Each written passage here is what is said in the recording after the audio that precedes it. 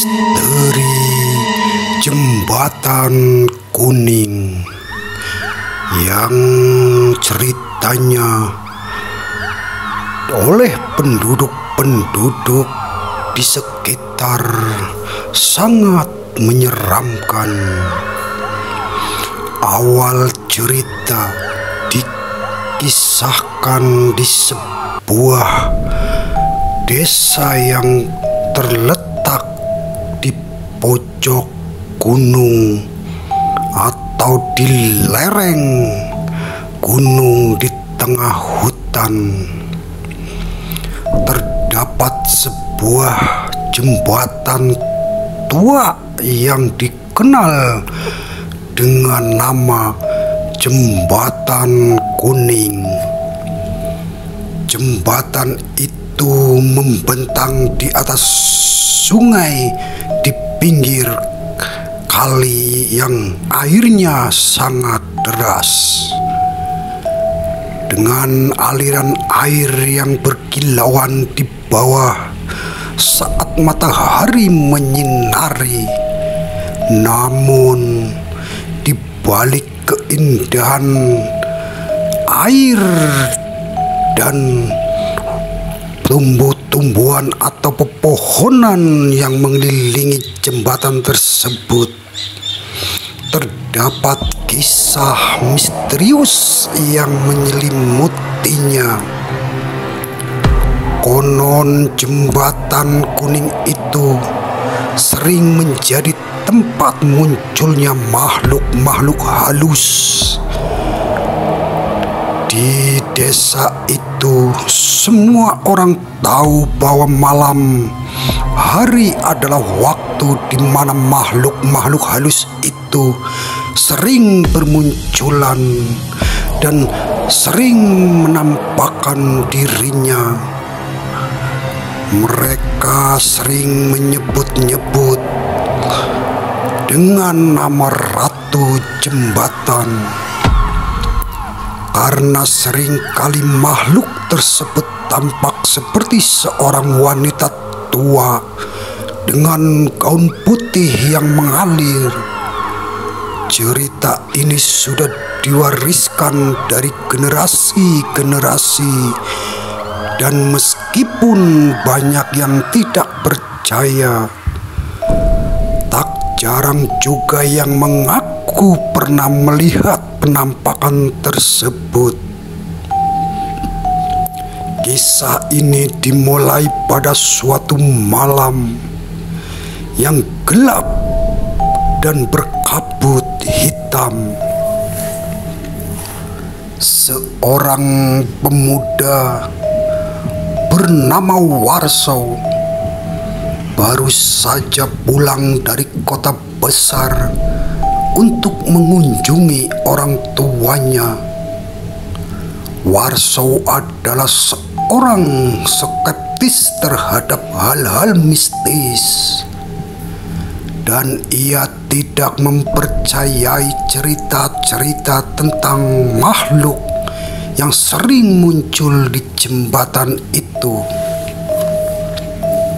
Namun malam itu Warso harus menyeberangi jembatan tersebut untuk sampai ke rumah orang tuanya. Saat melintasi dan menyeberangi jembatan itu, suasana terasa aneh. Udara dingin menyelimuti dan kabut mulai turun dari lereng bukit, dari semak-semak yang berada di sekitar jembatan. Warso merasa seolah-olah ada yang mengikutinya, tetapi ia mengabaikannya dan terus melangkah dengan kaki yang sedikit berat. Ia tidak percaya pada cerita-cerita tersebut, dan ia merasa jika ia tidak membiarkan dirinya takut, maka tidak akan ada yang bisa mengganggu ketenangannya. Namun tiba-tiba Warso merasa ada sesuatu yang tidak beres. Dia melihat sosok wanita tua yang berdiri di tengah-tengah jembatan. Wanita itu mengenakan gaun putih yang panjang dan rambutnya yang putih memanjang ke bawah menyatu dengan kabut.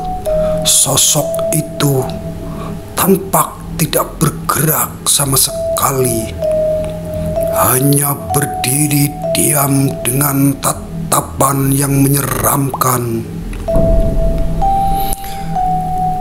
Warso berhenti sejenak dan jantungnya mulai berdebar kencang. Ia mencoba untuk tetap tenang dan terus melangkah maju. Tetapi saat ia semakin mendekat, sosok wanita tua itu mulai bergerak mendekat dengan langkah yang lambat.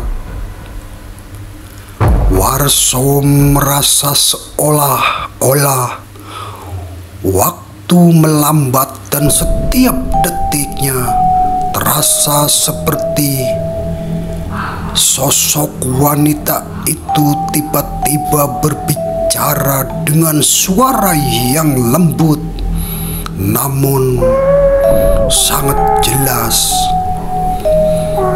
penuh rasa kesedihan. Dengan suara isaknya, sosok wanita itu berkata, "Kenapa kau datang ke sini pada malam hari?"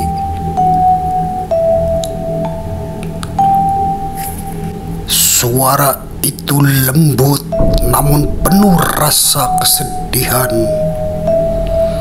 seperti bisikan angin yang memanggil tulang. Warso mencoba menjawabnya, tetapi kata-katanya tersendat. "Saya hanya ingin pulang ke rumah," jawab Warso. Wanita itu tidak berkata apa-apa lagi, tetapi matanya yang kosong dan seram menatap ke arah Warso dengan interis. Tiba-tiba Warso merasakan tekanan yang berat di dadanya. Ia merasakan seolah-olah ada sesuatu yang mengangkatnya di tempat tersebut. Panik dan menguasai dirinya, dan ia berusaha untuk bergerak, tetapi kakinya terasa kaku. Warso mulai berkeringat dingin. "Apa yang kamu inginkan dariku?" tanya wanita tersebut kepada Warso. Dan Warso tidak menjawabnya, tetapi tiba-tiba gambar-gambaran dari masa lalu Warso muncul di pikirannya. Ia melihat kenangan-kenangan dari masa kecilnya, termasuk momen-momen bahagia bersama orang tuanya. Namun di tengah-tengah kenangan indah itu, ia juga melihat sosok wanita yang sama samar, tetapi dalam kondisi yang lebih muda daripada wanita yang di depannya. Sosok wanita itu tampak seperti ibu. Warso merasa bingung dan terkejut. "Siapa sebenarnya kamu?" tanya Warso. Wanita itu akhirnya berbicara berbicara dengan suatu yang penuh rasa sakit. Aku adalah roh dari wanita yang kehilangan hidupnya di jembatan ini. Aku tidak dapat menemukan kedamaian karena aku tidak bisa melanjutkan perjalanan ke alam yang lebih baik. Aku terjebak di sini menunggu seseorang yang bisa membantuku. Warso merasa terharu dan sedih mendengar cerita wanita itu. Ia mulai memahami bahwa sosok tersebut mungkin bukan makhluk jahat, melainkan makhluk yang terjebak dan membutuhkan pertolongan. Warso mencoba untuk menenangkan diri dan berpikir tentang bagaimana ia bisa membantu sosok wanita itu. "Bagaimana aku bisa membantumu?" tanya Warso. Wanita itu menjelaskan bahwa satu-satunya cara untuk membebaskanku adalah dengan melakukan ritual khusus di jembatan tersebut.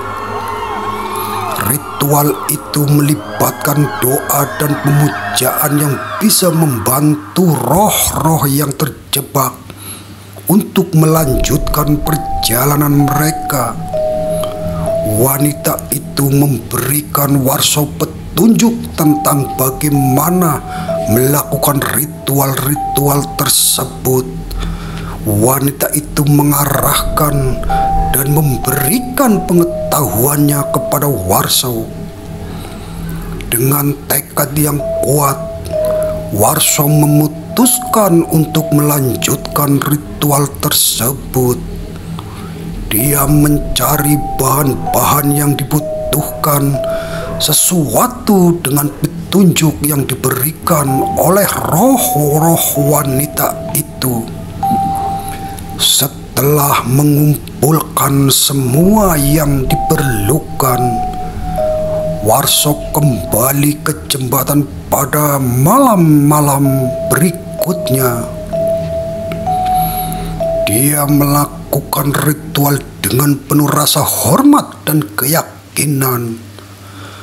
Selama proses tersebut, Warso merasa ada perubahan di udara dan kabut di sekitar jembatan.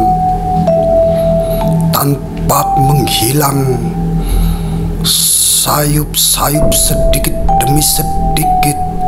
Akhirnya, ketika ritual itu selesai, Warso merasa bahwa beban-beban di dadanya mulai menghilang. Tidak lama setelah itu, sosok wanita itu muncul kembali, tetapi kali ini dengan wajah yang lebih damai dan lebih berseri, tidak menyeramkan. Ia mengucapkan terima kasih kepada Warso dan menyatakan bahwa ia akhirnya bisa melanjutkan perjalanan ke alam yang lebih baik. Sosok itu kemudian menghilang meninggalkan Warso di jembatan yang sekarang terasa lebih tenang. Warso kembali ke rumah orang tuanya dengan perasaan lega dan penuh rasa syukur. Dia menceritakan pengalaman itu kepada keluarganya dan meskipun mereka awalnya skeptis, mereka akhirnya memahami bahwa ada sesuatu yang lebih besar dari sekedar cerita-cerita hantu. Sejak malam itu, jembatan kali tidak lagi dikenal sebagai tempat yang menakutkan. Sebaliknya, tempat itu menjadi simbol kedamaian, simbol harapan. Meskipun masih ada cerita-cerita yang diucapkan dari sekitar orang di desa itu merasa lebih tenang saat melewati jembatan tersebut. Orang-orang penduduk sekitarnya mulai merasakan ketenangan dan kenyamanan. Cerita tentang Ratu Jembatan tetap dikenang dan Warso menjadi pahlawan dalam kisah tersebut.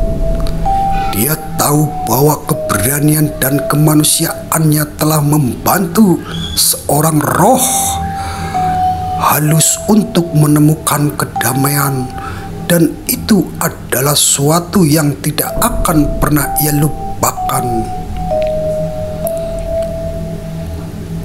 Begitulah cerita misteri Ratu Jembatan. Ikuti terus cerita-cerita misteri dan makhluk halus hanya di channel Jejak Misteri Channel.